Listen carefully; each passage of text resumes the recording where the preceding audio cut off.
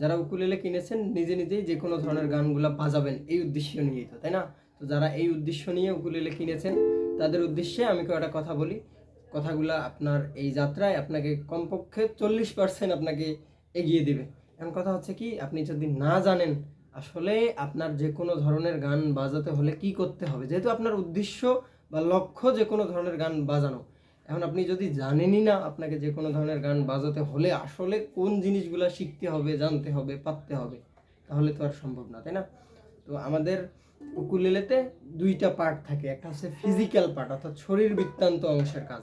আমি ডান হাতে এখানে টোকা দিচ্ছি, এক তারে বাজাতে গেলে আরেক তারে লেগে যায় শুরুতে, এটা আমার শরীর বৃত্তান্তি অংশের কাজ। আমি বাঁ হাতে ধরতে গেলে অসুবিধা হয়, এটাও কি আমার শরীর বৃত্তান্তি অংশের কাজ।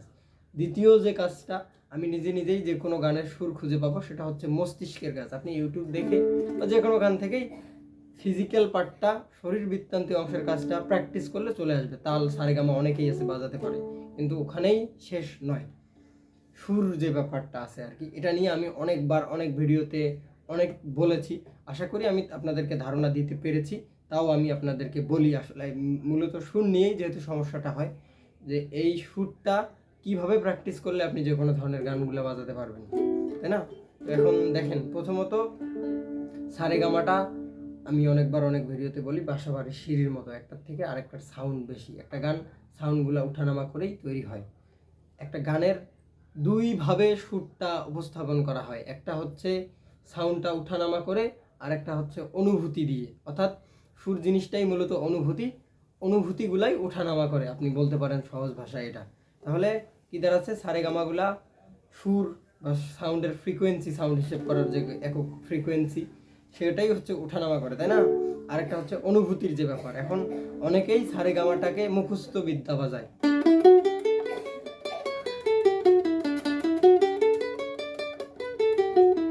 অনেকেই সারেগামাটাকে এই মুখস্থ বিদ্যা বাজায়। আসলে এটা বাজাচ্ছেন আপনার ফিজিক্যাল পার্ট বা আঙুলগুলো অনেক দ্রুত চলতেছে, এই দিক দিয়ে ভালো। কিন্তু আপনি যদি সারেগামার সঠিক ব্যাপারগুলো না জেনে শুনে বা না বুঝে করেন, কোনো লাভ নেই। প্রথমত সুর জিনিসটা অনুভূতি, যেমন ধরেন এখানে মূলত দুই ধরনের অনুভূতিকে প্রকাশ করা হয়। একটা হচ্ছে কষ্টের অনুভূতি, আর একটা হচ্ছে রোমান্টিক অনুভূতি, মেজর স্কেল, মাইনর স্কেল। তো আপনার প্রথমত এই দুই ধরনের অনুভূতি সম্পর্কে আপনার জানা দরকার। আসলে কোন গানে কষ্টের অনুভূতি হয়, কোন গানে রোমান্টিক অনুভূতি হয়।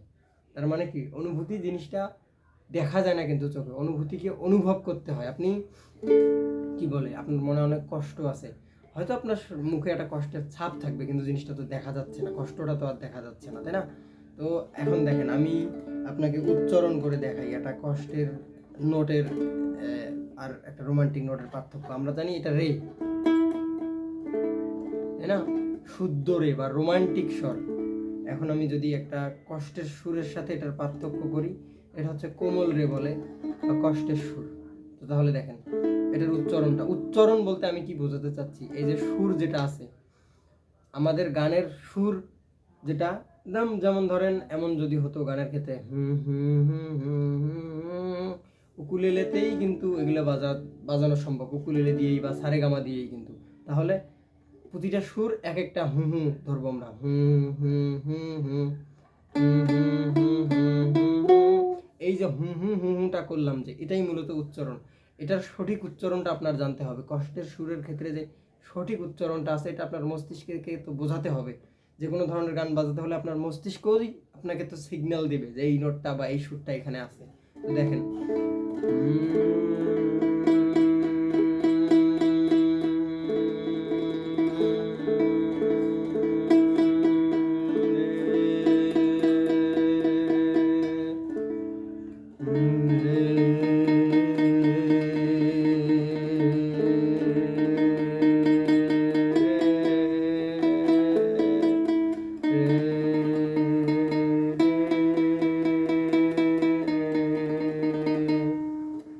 দেখেন কষ্টের যে সুরটা আমি উচ্চারণ করলাম, এখানে আমার গলার স্বর বা একটা ইয়া যে ছিল, এটা একটা ভারী ভারী টাইপের একটা ব্যাপার ছিল। কিন্তু মূলত প্রথমত আপনার এই সুরের অনুভূতিগুলো সম্পর্কে আপনাকে জানতে হবে বা শিখতে হবে। এখন ইউটিউব, ফেসবুক আসলে কোথাও এই জিনিসগুলো নাই, এটা জাস্ট আপনাকে বলে দিবে সারেগামা এটা মেজর স্কেলের জন্য, এটা মাইনর স্কেলের জন্য, এটা শেষ।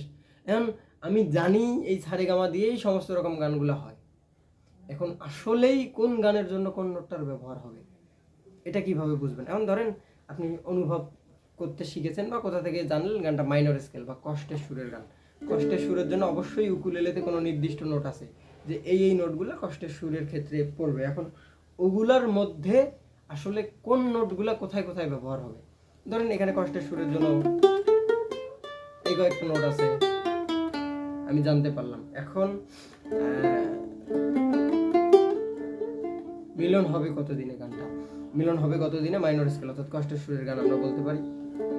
তাহলে এই যে মিলন হবে কতদিনের যে লাইনগুলো হবে বা এই সুরটা যে শুরু হবে, এখন কোনটা কোথায় পড়বে এতগুলোর মধ্যে আমরা দেখি তো চলেন। মিলন হবে কতদিনের আমাদের গান গাওয়ার আগে প্রথম কাজ থাকবে গানটাকে স্কেলে গাওয়া। আমাদের 2 নাম্বার তারটা হচ্ছে স্কেলের ভিত্তি, ছা, যে কোনো স্কেলের ভিত্তি ওই স্কেলের ছা। এখন কথাটা মাথার উপর দিয়ে গেছে অনেকের।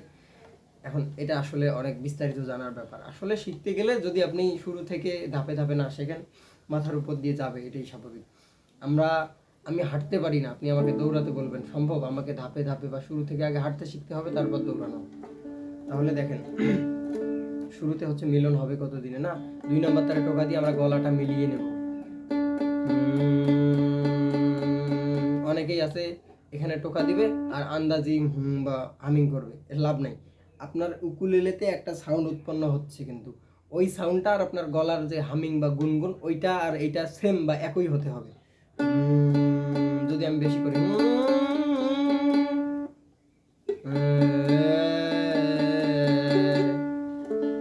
আমাকে একই করতে হবে, তাহলে এখান থেকে আমরা গানটা গাওয়া শুরু করব। মিলন হবে কত দিনে হো মিলন, আমার গানটা এখন স্কেলে হচ্ছে, কিন্তু তার মানে শুরু আমি অনেক ভিডিওতে বলি যে কোনো গানের শুরু আসলে সারে গা মা পা এই কয়েকটা নোটের মধ্যে থেকে হয়। তাহলে মিলন সা সা সা সা, মিলন হবে কত। এখন এই যে এই সুরটা এখানে যে পড়লো, আমি এটা কিভাবে বুঝলাম? ওই যে একটু আগেই আপনাকে বলেছি যে সুর মূলত উঠানামা করে। এখানে দেখেন হুম হুম হুম হুম হুম হুম হুম, প্রথম যে হুম হুম কয়েকটা ছিল হুম হুম, এটা একই হুম হুম হুম হুম হুম হুম হুম হুম হুম হুম হুম হুম একই হুম হুম হুম হুম হুম, আস্তে আস্তে সুরগুলা উপরের দিকে যাচ্ছে, অর্থাৎ এই যে সারে গামাটা আছে না, একটার থেকে আরেকটার সাউন্ড বেশি। এই যে বিভিন্ন রকম প্র্যাকটিসের মধ্য দিয়ে আপনার মস্তিষ্ককে ট্রেন করাতে হবে বা মস্তিষ্ককে সেট করাতে হবে। সারে গামা যে পুঁথি অনেকে বাজালে মনে করে যে পুঁথিটাই তো একে, তাই না? আপনার মস্তিষ্ককে এই জিনিসটা বুঝাইতে হবে যে সারে গামা পুঁথিটা আলাদা আলাদা, পুঁথিটার সাউন্ডের ফ্রিকোয়েন্সি আলাদা আলাদা, এই জিনিসটা আপনার মস্তিষ্ককে বুঝাতে হবে। অনেকটা আপনি এখন চোখ বন্ধ করেন, চোখ বন্ধ করে যদি চিন্তা করেন আপনার বাড়ির আশেপাশের কোনো একটা রাস্তার কোন সাইডে গাছ, কোন সাইডে পুকুর বা সামনে কোথায় মাঠ আছে, আপনি কিন্তু একটা প্রতিচ্ছবি দেখতে পারবেন। যদি বিশ্বাস না হয় এখনই আপনি চোখ বন্ধ করে দেখেন। চোখ বন্ধ করলে আপনার পরিচিত রাস্তা অবশ্যই, যেটা দিয়ে আপনি অনেকদিন যাওয়া আসা করেছেন, এটা কি আপনি কখনো মুখস্থ করেছেন? অবশ্যই নয়। আপনি রাস্তাটা দিয়ে এতবার গেছেন, আপনার মস্তিষ্কে সেটার একটা প্রতিচ্ছবি তৈরি হয়ে গেছে। এখানেও মূলত ব্যাপারটা এমন যে এই জিনিসটাকে প্র্যাকটিসের মধ্য দিয়ে আপনার মস্তিষ্ককে এই জিনিসগুলো সম্পর্কিত বা এগুলাকে আপনি তখন চিনবেন। এখন আমি সুরকে চিনি, তাকে খুঁজে বের করা আমার জন্য স্বাভাবিক হয়ে যাবে। এখন দেখেন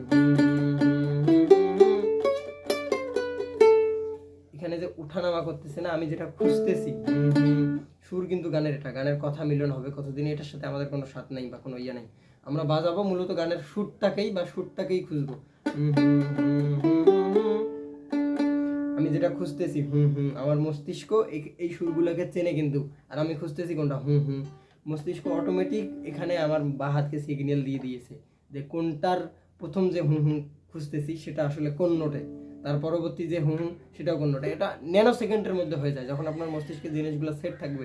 যেটা খুঁজতেছেন মস্তিষ্ক যেটাকে চেনে সেটার সাথে অটোমেটিক মিলিয়ে দিবে, দিয়ে আপনি গানটা আপনার সম্পূর্ণ হয়ে যাবে। তাহলে আপনার আশা করি ধারণা হয়েছে। আসলে শিখতে গেলে এখানে অনেক ব্যাপার আছে, আমি জাস্ট ধারণা দিই। এখন অনেক ভিডিওতে অনেকে বলে ভাই আপনি বেশি কথা বলেন, আসলে আমি যে কথাগুলো বললাম আমি মনে করি যে এখানে শেখার জন্য আপনি আমার ভিডিও দেখতেছেন, শেখার বাইরে আমি কোনো কথা আপনাকে বলিনি। প্রতিটা কথাই বলেছি, প্রতিটা কথা শেখার ক্ষেত্রে অর্থবহ ছিল। যদি আপনি আসলেই শেখার উদ্দেশ্য নিয়ে আসেন, আমার মনে হয় না যে আপনার কথাগুলো ইয়ে লাগবে। অনেকেই আছে মুখস্থ ভাই গানের টিউটোরিয়াল দেন, ভাই তাদের জন্য আমার এই ভিডিও নয়, আপনি চলে যান, দরকার নাই। তো এটাই হচ্ছে ব্যাপারটা। তো যারা শিখতেছেন তাদের উদ্দেশ্যে এখন বলি যে আপনি শুরু থেকে একটা ধারাবাহিকতার মধ্যে থেকে বা ধাপে ধাপে জিনিসগুলোকে শেখেন। এখন আমি কি করব সেটাকে আমার আগে ঠিক রাখতে হবে। এখন ধরেন আমি বাজারে যাব, বাজারে যাওয়ার রাস্তা আমাকে চিনতে হবে, বাজারে কেন যাচ্ছি, অবশ্যই আমার কোনো কারণ আছে, ঘুরতে যাচ্ছি, কিছু কিনতে যাচ্ছি, কিছু বিক্রি করতে যাচ্ছি। এই সমস্ত বিষয়গুলো ঠিক না রেখে আপনি যদি বাড়ি থেকে বের হন, যাইতেই থাকবেন যাইতে থাকবেন, আপনার কোনো গন্তব্য নেই, লক্ষ্য নেই। এখন ধরেন আমি সারাদিন বাজাই, কি বাজাই কেন বাজাই কিছুই জানি না, এদিক দেখতেছি ওইদিক বাজাচ্ছি, কোনো লাভ নেই। কিন্তু এখন একটা জিনিস জেনে বুঝে সেটা আমি কেন করতেছি, যদি প্রতিদিন একটা টাকাও দেই, তাও আমার ওইটা হচ্ছে আমার লক্ষ্যের দিকে এতটুকু হলেও আমাকে এগিয়ে নিয়ে যাবে। ব্যাপারটাই এমন যে আমাদের এখানে একটা লক্ষ্য আছে, আমরা যে কোনো ধরনের গান বাজাতে চাই, সেক্ষেত্রে আমাদের লক্ষ্যকে ঠিক রেখে আমাদের প্রতিদিন ছোট ছোট প্র্যাকটিস করেও যদি আমরা এগোতে থাকি, একটা সময় পর গিয়ে আমরা ভালো একটা ফলাফল পাবো। এখন দৈনন্দিন কাজ বাজ সব বাদ দিয়ে তো সারাদিন এটার পেছনে পড়ে থাকা সম্ভব নয়, তাই না? তো ব্যাপারটা হচ্ছে কি, যারা শিখতেছেন, প্রথমত আমরা পৃথিবীতে কেউ কখনোই কোনো জিনিস শিখে আসি না একদম কিভাবে, যেহেতু আমরা এটা বাজাবো, ধরেই বাজাবো, কিভাবে ধরবেন, ধরার সঠিক নিয়ম, টিউন করা অর্থাৎ তারগুলোকে সুরে নিয়ে আসা। আমার ইউকুলেলেতেই যদি সুর না থাকে আমি কি সুর বাজাবো? এর পরবর্তীতে ওই যে ফিজিক্যাল পার্ট, তাল বাজানো, সারেগামা, এগুলাকে যখন শিখলেন, তালের সাথে মিলিয়ে সুর বাজা, অনেক ভিডিওতে বলেছি, অনেকে হয়তো জানেন না। আসলে বলতে গেলে ভাই শেষ করতে পারবো না বলে, তাও দেখেন আমার ভিডিও অলরেডি 12 মিনিট হয়ে গেছে। তো ওই সেগুলা, এর পরবর্তীতে ওই যে সুরের যে ব্যাপারটা, সুর জিনিসটাকে নিয়ে আসার জন্য বিভিন্ন প্র্যাকটিসগুলা। তো অনেকেই জানেন আমার একটা কোর্স আছে, আমি সেখানে এই সমস্ত জিনিসগুলোকে পার্ট বাই পার্ট ধারাবাহিকভাবে সাজিয়েছি, যেখানে একজন জিরো থেকে, যারা শেখে সবাই নতুন, একদম জিরো, আপনি জাস্ট জিনিসটাকে ধরেছেন, এখন ধরার সঠিক নিয়মও জানেন না, ধরেন আপনি এইদিকে ধরেছেন উল্টো দিকে, তাও আপনার ওই সঠিক নিয়ম থেকে শুরু করে যে কোনো ধরনের গান বাজানো পর্যন্ত যাইতে যা লাগে আর কি, সব মিলিয়ে আমাদের এটা কোর্স। আর আমাদের এখানে প্রতি মাসিক কোনো ফি নাই, শুরু থেকে শেষ অবধি কোর্সের জন্য ছোট একটা ফি নিয়ে আমাদের ক্লাস কিন্তু রেকর্ডেড, অর্থাৎ ভিডিও আকারে। প্রথমত ভিডিও আকারে আমি আপনাকে সমস্ত জিনিসগুলো পাঠাবো। 1 নম্বর লেসনটা দেখলেন, যেহেতু জিরো থেকে বুঝতে অসুবিধা হবে না, যেটা বুঝলেন সেটা বাজিয়ে, ধরেন আমি মোটামুটি সবসময় অনলাইন থাকি আর কি, হোয়াটসঅ্যাপ, ইমো, যেটাই বলেন, একটা যদি অডিও রেকর্ড করেও পাঠান যে ভাই এতটুকু বুঝেছি যে এই তারে বাজাতে বলতেছেন, আমি বাজাচ্ছি, দেখেন তো সঠিক হচ্ছে কিনা। আমি দেখলাম, যদি ভুল ত্রুটি থাকে সেটা ধরিয়ে দিলাম, কি বলে, সব ঠিকঠাক থাকলে নির্দেশনা দিলাম, পরেরটাই গেলেন, ওখানে গিয়ে বুঝলেন না, তখন আমাকে কল দিলেন। এখানে কোনো ধরা বাঁধা নিয়ম নেই, কথা এমন যে আপনি আমার সাথে থাকবেন, আমার নির্দেশনা অনুসরণ করে বাকি বাকি যা লাগে আপনাকে লক্ষ্য পর্যন্ত নিয়ে যেতে সম্পূর্ণ দায়িত্ব থাকবে আমার। আর আমাদের কোর্সের একটা সুবিধা যদি বলেন, এটা হচ্ছে লাইফ টাইম, অর্থাৎ আসলে শেখার কিন্তু শেষ নাই। আমারও দেখা যায় প্রতিনিয়তই নানান বিষয়ে অভিজ্ঞতা হয়, একটা নতুন বিষয় সম্পর্কে অভিজ্ঞতা হলেও ওটার একটা ছোট ভিডিও করে কোর্সে অ্যাড করে দিলাম, এভাবে করে এখানে আর কি ভিডিও আসতেই থাকে অনেকটা লাইফ টাইম। তো যারা মূলত আসলেই শিখতে চায় তাদের উদ্দেশ্য নিয়ে, যে দীর্ঘমেয়াদী হোক, আপনি একটা ধারাবাহিকতার মধ্যে দিয়ে সঠিক শেখার উপায় নিয়ে শেখেন, আপনার শেখার যাত্রা সফল। যদি আপনি এই জিনিসটাকে গণিতের সাথে আপনি তুলনা করতে পারেন, আপনি একটা গণিত মুখস্থ করবেন, ওইটাই সীমাবদ্ধ। সূত্র, থিওরি, গণিতের ক্যাপাসিটি বা যেভাবে আসলে করতে হয়, ওই জিনিসগুলো জেনে বুঝে যখন নামবেন, আপনাকে কেউ আটকাইতে পারবে না। ব্যাপারটাই এমন যে সুর আমার ভেতরে আছে, কি সুর দেন দেন আমি বাজাবো, আমাকে তো কেউ আটকাইতে পারবে না, তাই না? ব্যাপারটাই হচ্ছে এটা। তো যারা শিখতে চাচ্ছেন, স্ক্রিনে দেওয়া নাম্বারে যোগাযোগ করলে বিস্তারিত জানতে পারবেন। তো ভালো থাকবেন সবাই, দেখা হবে পরবর্তী কোনো ভিডিও।